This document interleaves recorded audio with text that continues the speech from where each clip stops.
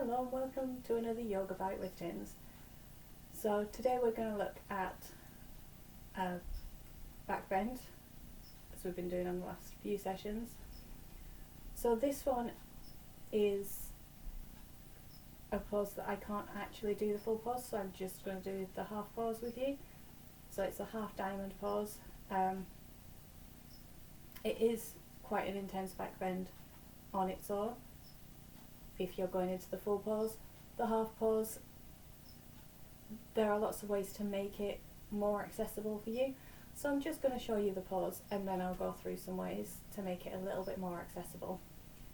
So starting in Vajrasana, feet under the bottom, kneeling on the legs there, and from this pose you're just going to bring yourself down onto the ground. So I'm just going to shift forward slightly so that you'll actually be able to see me.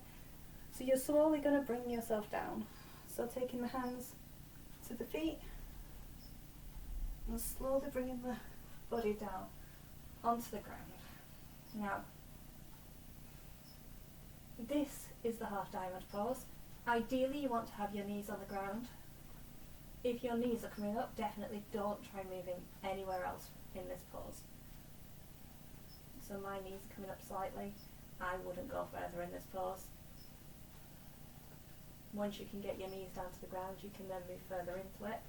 So to move further into it, you bring your hands up next to the head, the same as you would if you were going into the wheel pose, Vajrasana. And then you push the crown of your head onto the floor and bring the chest and upper body up. And then you'd gradually walk your head and hands down to meet the feet, or as close as you can go. As I said, I'm not going to go further than this. I'm staying in the half diamond. It's quite a nice back bend in and of itself. It's quite a relaxing back bend, but it does also tone the front of those thighs. If your knees are coming up, you can put blankets underneath them so that they're resting on a solid surface. And then to come back out of it, you want to put pressure into your elbows and slowly walk your body back up. And again, as with a lot of the other back bends that are based around the Vajrasana kneeling position, your counter pose is just the child's pose. For this one, you might feel like you want to stretch your arms out in front.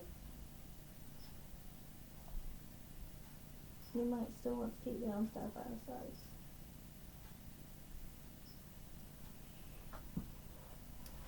To make this pose a little more accessible, you can use blocks underneath your shoulders. So if you're finding it difficult to come all the way down to the floor, but you still want to get the tone in through the legs and that little bit of a back bend, you can use blocks under your shoulders so your shoulders aren't having to come down quite so close to the floor.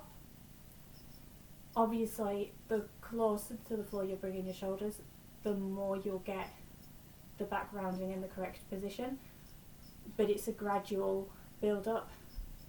Start where you need to, start with blocks, slowly lower the blocks, and maybe eventually you'll be able to bring yourself down into the half diamond. Thank you for watching. Namaste.